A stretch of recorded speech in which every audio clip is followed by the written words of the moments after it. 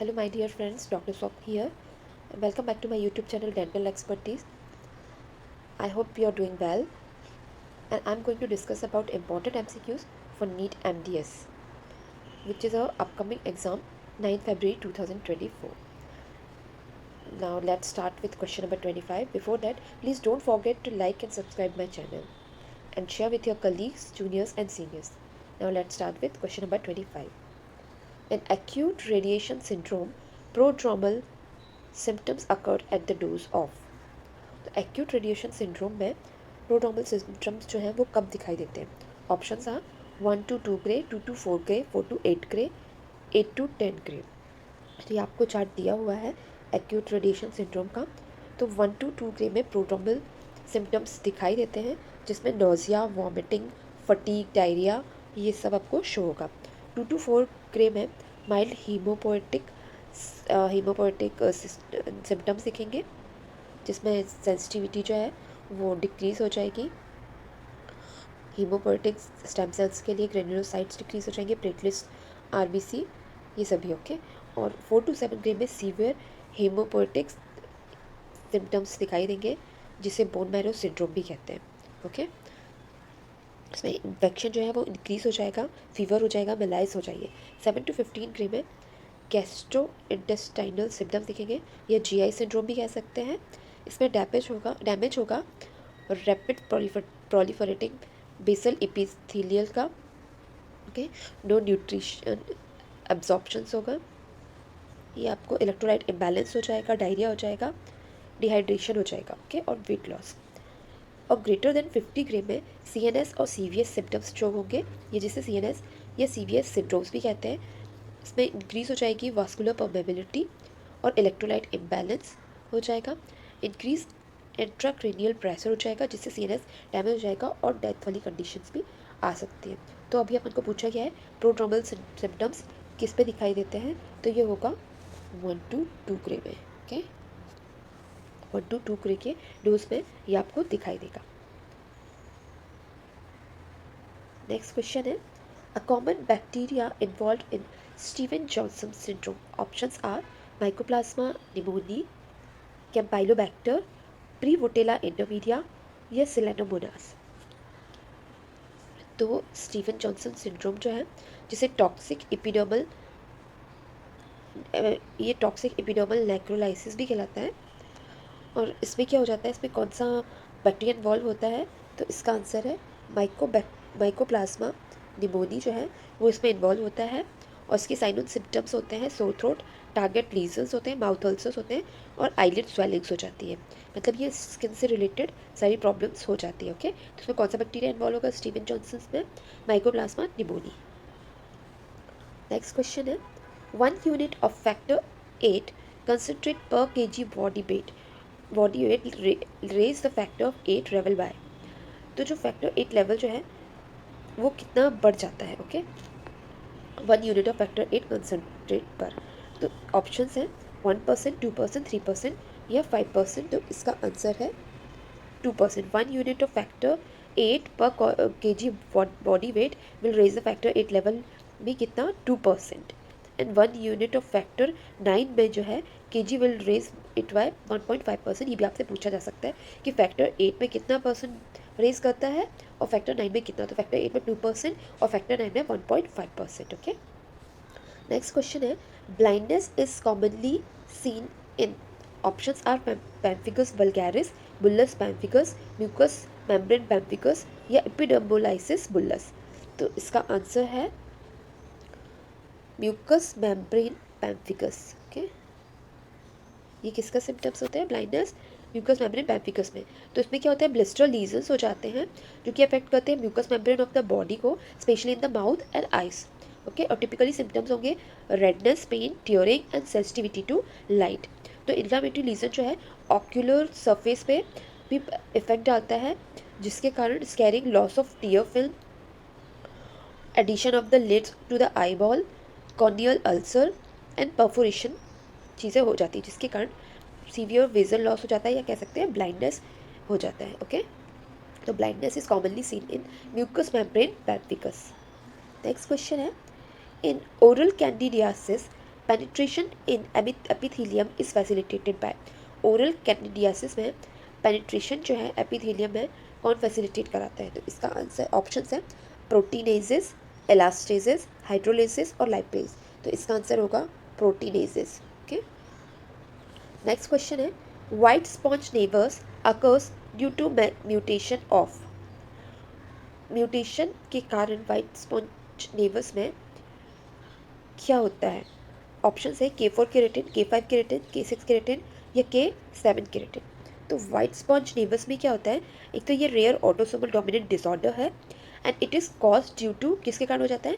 Mutation of genes coding for the epithelial keratin formation. Okay, तो white sponge naevus में है ये autosomal dominant disorder है caused by the mutation of कौन से जीन? Keratin 4 and keratin 13। तो इसमें 13 तो ऑप्शन है नहीं, तो केरेटिन 4 होगा इसका answer, which usually occurs in oral mucosa. तो इसमें क्या होते हैं? क्लिनिकल फीचर वाइट लीजन्स हो जाते हैं एलिवेटेड इरेगुलर सरफेस में, commonly seen in buccal mucosa. Okay, ये बक्कल म्यूकोसा में दिखाई देंगे। ऑस्ट्रोलॉजिकली स्पाइनस एपिथेलियल सेल्स जो कहते हैं मार्क्ड इंट्रासेलुलर एडिमा। मैनेजमेंट जो है बिनाइन होता है और एसिम्प्टोमेटिक होगा। ओके, तो इसका आंसर क्या होगा? White sponge नेवर्स occurs due to mutation of K4 keratin. Okay, next question है pathology test is positive if in duration develop within. Options are 12 hour, 24 hour, 48 hour और 72 आवर। तो इसका answer होगा 48 our. Pathology test positive का होगा if in duration develop within 48 hour. Next question है hairy leukoplakia is associated with. Options are HBV virus, EBV, HSV और snuff. तो hairy leukoplakia जो है ये मोस्ट कॉमन लीजन होता है इन HIV पेशेंट्स में and also found in post transplantation patient में। और ये किसके कारण होता है? Associated with Epstein Barr virus के कारण। क्लिनिकल फीचर्स क्या होते हैं इसमें? ये बिनाइन होता है, वाइट होता है, एसिम्प्टोमेटिक, एलिवेटेड होता है और इरिमूवेबल पैच होता है, found bilaterally on the lateral margin of the tongue. ये आपको शो हो रहा है यहाँ पे lateral margin of the tongue में and may spread into the dorsum and ventral surface of the tongue. Okay, and the surface of the lesion has a vertical orientation but can be flat or smooth also. Okay, so hairy leukoplakia जो associated with Epstein-Barr virus. Okay, next question है which of the following does not have precancerous potentials? Options are dyskeratosis congenita, actinic keratosis, keratosis follicularis और erythroplasia। तो pre cancerous potential इनमें से किस पे नहीं होता है? तो इसका आंसर है केरेटोसिस फॉलिक्यूलरिस। तो इसमें क्या होता है? केरेटोसिस फॉलिक्यूलरिस, इसको डेरियस डिसीज़ भी कहते हैं and it does not typically have precancerous potential. जो डेरियर डिसीज़ होती है, it is a rare genetic disorder characterised by skin lesion but it is not considered a precancerous condition. Okay, next question है use of corticosteroid is contraindicated in। options are lichen planus, pemphigus, recurrent aphthous stomatitis और primary herpes। तो जो corticosteroids हैं वो generally contraindicated होते हैं primary herpes में। Okay, because they can suppress the immune response and potentially worsen the infection. The corticosteroid can inhibit the body's ability to fight viral infection and in case of primary herpes they may lead to uncontrolled viral replication. इसलिए ये contraindicated होते हैं in primary herpes. Next question है Paul Bunel test is positive in। options are pernicious anemia, multiple myeloma, infectious mononucleosis और rubella। तो Paul Bunnell test positive किस में होता है? Infectious mononucleosis. Okay, Paul Bunnell test is used to screen for the infectious mononucleosis and which is seen most commonly in adolescents and young adults में and it is caused by Epstein Barr virus. Okay, next question है radiographic appearance in Pindborg's tumour is are. Options are sunburst appearance, onion peel appearance, driven snow appearance और cherry blossom appearance। तो पिनबर्ग tumours पे radiographic appearance कैसा दिखाई देगा tumour का? Driven snow appearance. Okay, tremors और ओपियल्स किस में दिखाई देगा, मतलब पिनबर्ग्स ट्यूमर्स में। इसमें स्कैटर्ड फ्लैग्स होते हैं of calcification throughout the radiolucency and incomplete snow removal हो जाता है इसमें, ये आपको शो हो रहा है यहाँ। ओके, नेक्स्ट क्वेश्चन है facial paralysis is tested by, options are whistling, chewing, protruding the tongue और swallowing। तो इसका आंसर है facial paralysis is tested by whistling। Okay, तो facial paralysis commonly tested by assessing the patient's ability to whistles because the ability of whistles involve the use of facial muscles controlled by the facial nerve, कौन सी, जिसे cranial nerve 5 होती है जो कि okay facial nerve। Next question है the anterior medial boundaries of the buccal space is formed by, options are masseter, buccinator, platysma और depression anguli oris। तो ये मैंने आपको पूरा चार्ट दिया हुआ है बाउंड्रीज का कि एंटीरियर मीडियली होती है बक्सीनेटर मसल, एंटीरियो मीडियली पूछा गया है तो ये एंटीरियो मीडियली होती है बक्सीनेटर मसल, ये आपको याद रखना है। पोस्टीरियो मीडियली होती है masseter overlying the anterior border of the ramus of the mandible, laterally होती है forward extension of the deep fascia from the capsule of parotid gland and by the platysma muscle। okay, inferiorly होती है limited by the attachment of deep fascia of the mandible and by the depressor anguli oris, यानी inferiorly होगी depressor anguli oris muscle, laterally होगी platysma muscle, posterior होगी masseter and anterior medially होगी buccinator। okay, और superiorly होगी zygomatic process of the maxilla and zygomaticus major and minor muscles। okay, contents होंगे इसमें buccal pad of fat, Stensen's duct, anterior and transverse facial artery and vein. और source of infection क्या होगा इसका, maxillary and mandibular bicuspids, maxillary and mandibular molar. Okay, the anterior medial boundary of the buccal space is formed by buccinator muscle. Okay, next question है on a pre-operative periapical radiograph, this line denotes the amount of alveolar bone covering the impacted mandibular third molar। तो जो winters line होती है उसमें 3 होती है, amber line, red line और white line. तो इनमें से कौन है जो एल्वियोलर बोन का अमाउंट डिनोट करता है। ओके, तो ऑप्शन है red line, amber line, white line और कैम्बल्स लाइन।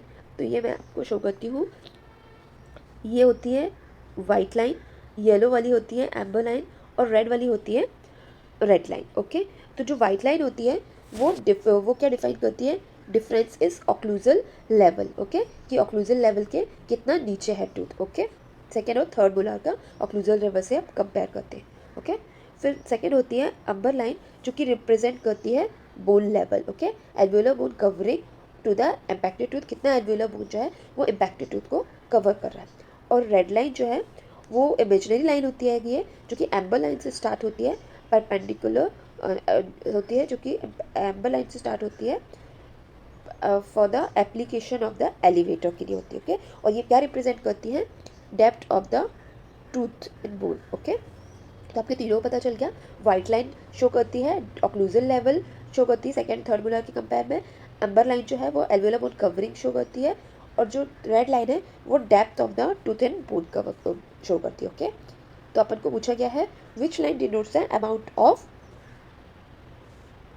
ऑफ एल्वियोलर बोन, तो इसका आंसर होगा amber line. Okay, amber line denote the amount of alveolar bone covering. Okay, next question है in fracture of the mandible the following clinical findings may be seen except, options are derangement of occlusal, inability to open the mouth completely, hematoma और diplopia. तो जो mandibular fracture होता है इसमें सारी चीज़ें show होती हैं, डिरेंजमेंट ऑफ ऑक्लूजन भी होता है, inability to open the mouth completely हो जाता है, हेमेटोमा भी हो जाता है, बट एक ही चीज़ नहीं होती है जो कि है डिप्लोपिया। तो it is not directly related to the mandibular fracture. Okay, तो आज का वीडियो हम यही एंड करते हैं। अगर वीडियो पसंद आई हो तो please like and share my video and don't forget to like and subscribe my channel. Thanks for watching.